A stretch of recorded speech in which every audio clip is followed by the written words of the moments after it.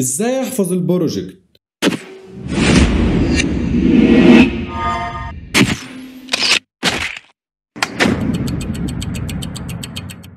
السلام عليكم ورحمة الله وبركاته. في الحلقة دي هعلمك ازاي تعمل حفظ للبروجكت بتاعك. يلا بينا. انا بعد ما خلصت شغل كده في التايم لاين عاوز بقى اعمل سيف للبروجكت ذات نفسه، مش اعمل ديليفر، لا انا عايز اعمل سيف للبروجكت عشان لما اجي افتحه تاني. باجي هنا عند قائمة فايل اهو، دوس كليك شمال وباجي هنا عند اكسبورت بروجكت، بضغط عليها وبشوف المكان اللي انا هحفظ فيه وبكتب اسم البروجكت مثلا فيلم جريمة، بس كده وبدوس سيف.